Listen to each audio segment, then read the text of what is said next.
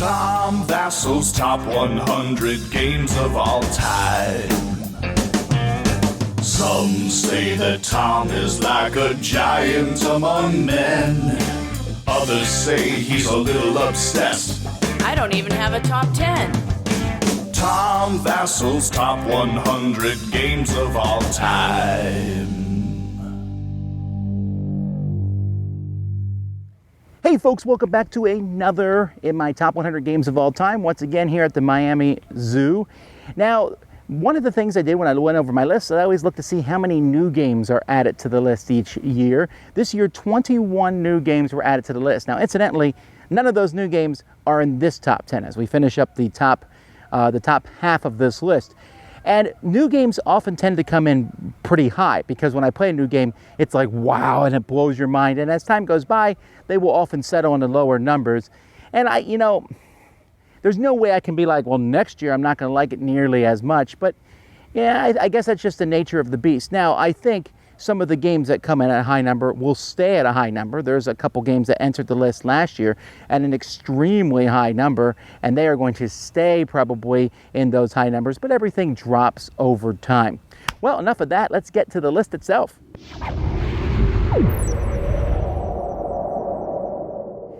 Number 60 is Shadows over Camelot. This is one of those games that has been on the list every single year, and for good reason. In fact, we were just at a gaming event this last week and I saw the game being played twice and was tempted to jump into games because I like it that much. It is a cooperative game that is about the Knights of the Round Table, which is a cool theme and honestly is not done enough. There's too many fantasy. Let's do some legendary cool things with. Anyway, I digress. Shadows over Camelot has a lot of players, which is a big deal for it. You can jump in and out of the game, which very few games allow. It's the game that introduced a trader mechanism, which is a really cool thing. And overall, the game is just fun. The theme is not as strong maybe as it could be, but it's strong enough with the Holy Grail and recovering Excalibur and going out and fighting the knights that come in. It's a very neat game. The component quality makes it look like it came out in 2016. It's still staying steady after all these years. Definitely check this one out, Shadows over Camelot.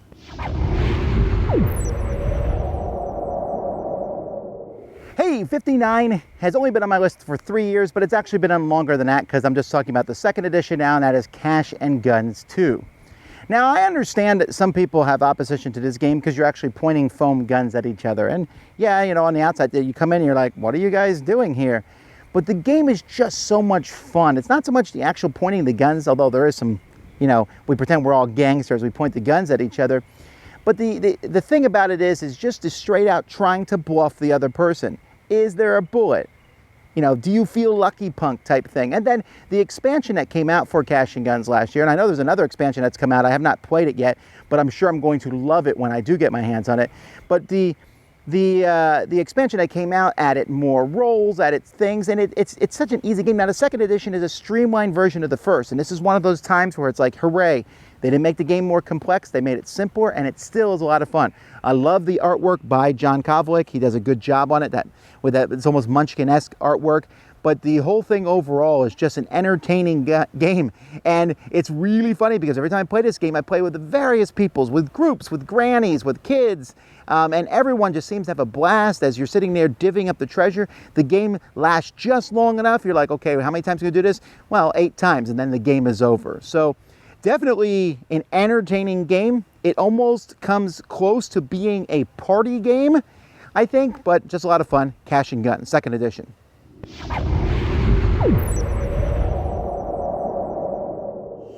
Okay, so now we're taking a look at War of Indines. Now, War of Indines has been on the list for a while. This is actually the lowest it has fallen. It was like in my top 20 for a while, and I still really enjoy the game. Remember, dropping 30 ranks in this is not a huge deal.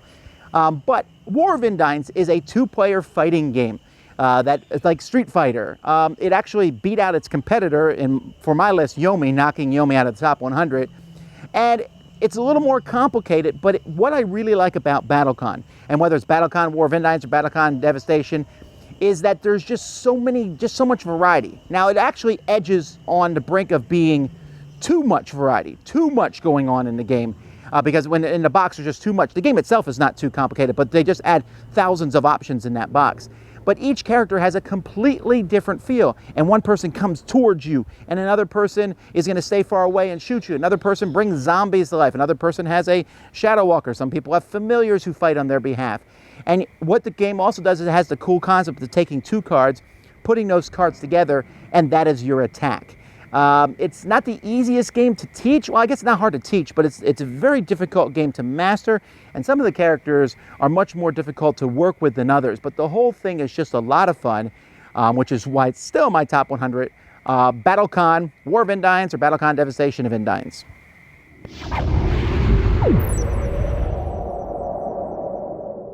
Now, the number of games that have been on my list every single year since I've started is dwindling as time goes by. But now we're about to get to 3 of them in a row.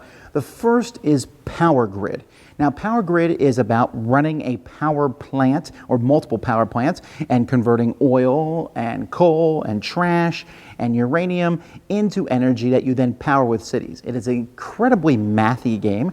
It has auctions, and in fact, almost everything about this game are things that on their own, I'm not a big fan of. I'm not a big fan of games that have too much math. Auctions don't really draw me to a game. The theme of building power plants, and yet this all comes together in one of the best games that's ever been designed. Power Grid is, first of all, the resource allocation and turn order is fascinating. You really want to be last in Power Grid for most of the game if possible, because you get the first chance to buy resources. The game has had multiple maps, and each map has a very different feel. It scales pretty well. Even though 6 players is a fairly lengthy game, and I would avoid it most of the time, it does play pretty well with 6 players, although I think 4 is my favorite. I've really pimped my copy out. I have a whole lot of cool components for it, but definitely one that should be in most people's collections, or at least you should try it once, and that's Power Grid.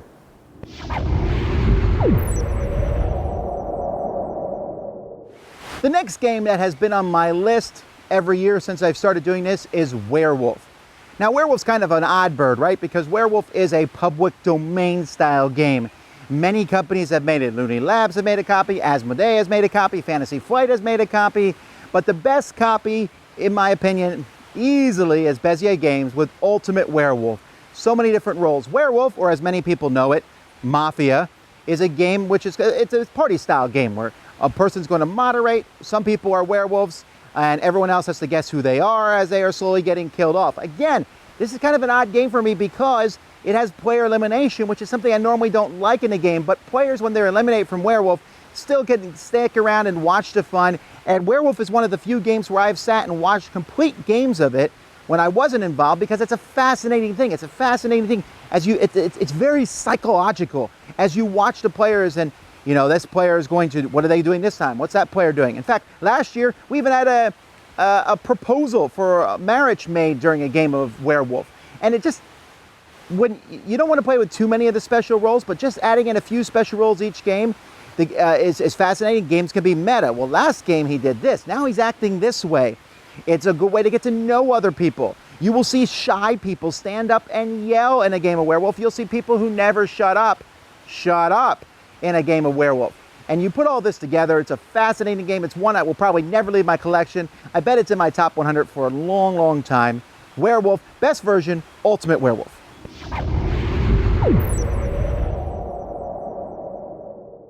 And now we're at the third game that has been on my list every single time, and this is a game that was in my top 10, but I had to take it out of my top 10 because I simply don't play it.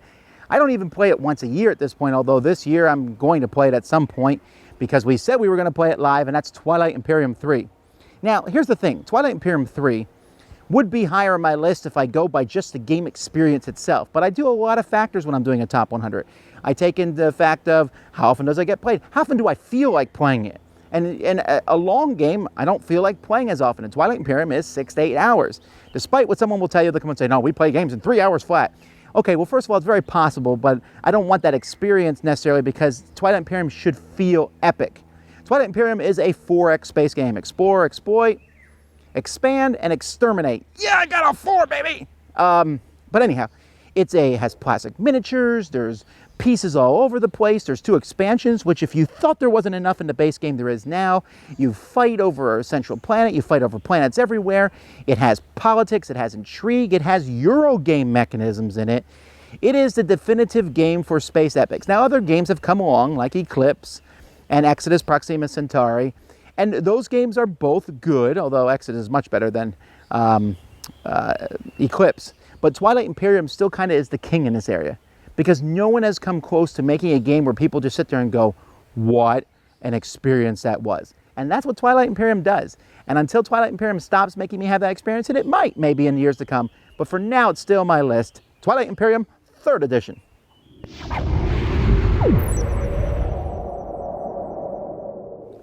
Now we come down to one of the few ties on my list. And I don't necessarily like to make ties, but these two games are essentially the same. The last couple of years I said one game replaced the other, but one is King of Tokyo and the other is King of New York. Now, King of New York is a more gamery version of King of Tokyo, and truth be said, I probably like playing it slightly better, and yet I play King of Tokyo probably 3 times as much. Why? Because King of Tokyo is just that easy to play.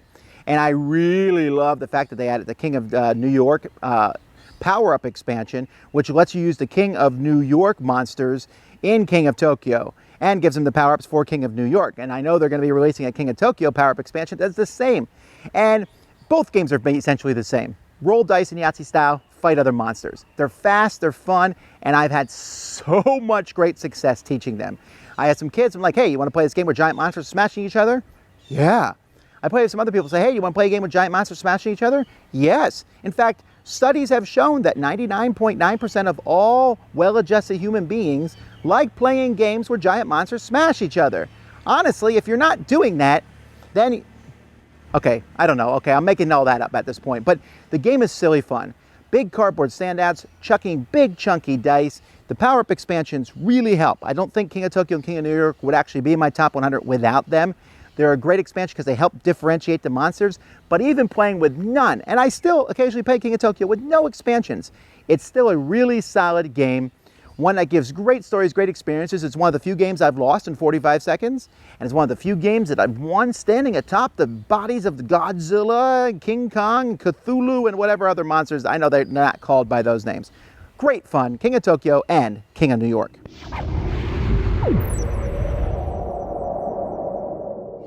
Now, this game has been on the list for 5 years. It debuted actually at 100 and has gone up.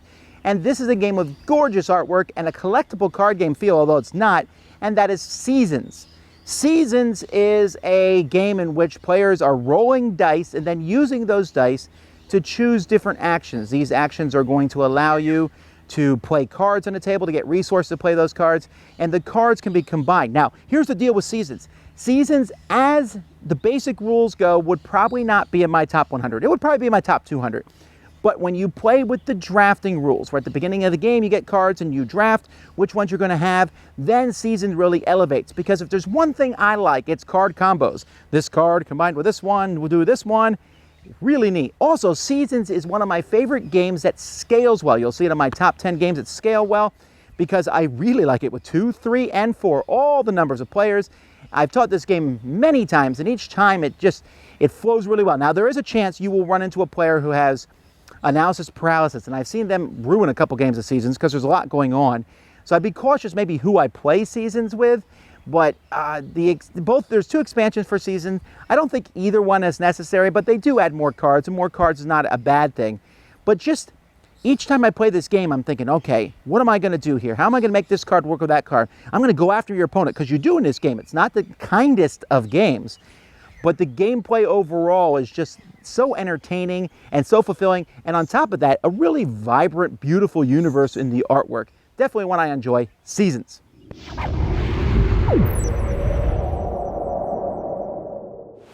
Number 52 is a game that's been on my list for a really long time, and that's Age of Empires 3 or Empire's Age of Discovery or whatever the name is. They keep changing the name of the game. It originally was Age of Empires, but has nothing to do with Age of Empires other than the theme of colonialism. And this is one of the best worker placement games I've ever played. In fact, it just came out with a new space version of it, which at the time of me recording this, I have not played, but you probably can find my review of it on the internet. I love the concept of this game. Now, Eagle Griffin is probably selling this game for way too high of a price.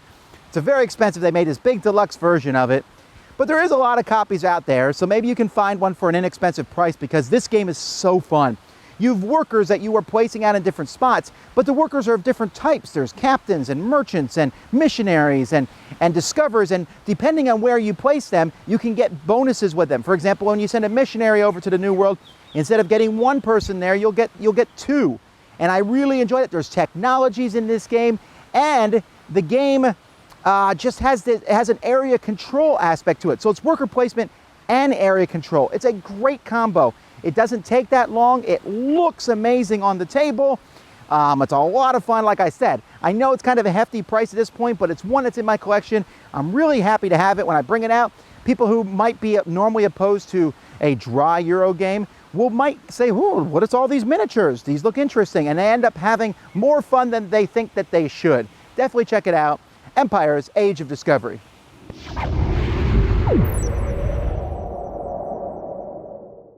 And the last game on the list for today is one with many names. The version I own is Trump Fabric, but there's also Hollywood Blockbuster and Dream Factory, I think. There's a lot of different names for this game. I love this game for two reasons. One, I think the theme and the mechanisms really match each other well. It just kind of, it's about making movies and getting actors, and I think the theme works really well when you know who the movies and actors are. So Trump Fabric, which is the original version I got, has, because of legalities, it has all these actors and movies from the 20s and 30s and 40s. I don't watch a lot of those movies, so I pasted mine up. And you can find paste ups. Hollywood Blockbuster used like fake names. Instead of Jim Carrey, there was Jim Scary. And so that kind of works too. So that's the theming is part of the fun of it. But the other thing is, it's a really good auction game.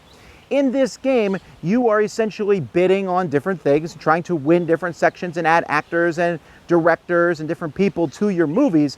And when you win an auction, your money that you spend, are called contracts in this game, are split between the other players. Well, that's an excellent mechanism. It's really fun because that means if you lose a lot of auctions, you're going to be rich after a while because people keep paying you. And I really like that aspect of the game. It kind of has a nice flow to it, doesn't last too long. So the theme mixed with these great auction mechanisms from Dr. Rainer Knizia make for a solid game, one that has been on my list since I began it. That's Trump Fabric, Hollywood Blockbuster, Dream Factory, whatever you want to call it. Hey, that's 10 more games. We are now done with the bottom 50 of my list. We're about to enter the top 50 games of all time. I promise you the games only get better from here on out, and the games I've been talking about so far have been amazing. Really, like the 10 I just did, if they were the only 10 games I owned, I'd be a pretty content person because those are 10 amazing games. But we have 50 better ones to talk about soon. We'll see you next time. I'm Tom Vasel. This has been my top 100 games of all time. Thanks for watching. To see the rest of the top 100 lists, check out our website at dicetower.com, where you can also find The Dice Tower, the premier podcast about board games. I'm Eric Summerer, and you've been watching Tom Vasel's Top 100 Games of All Time.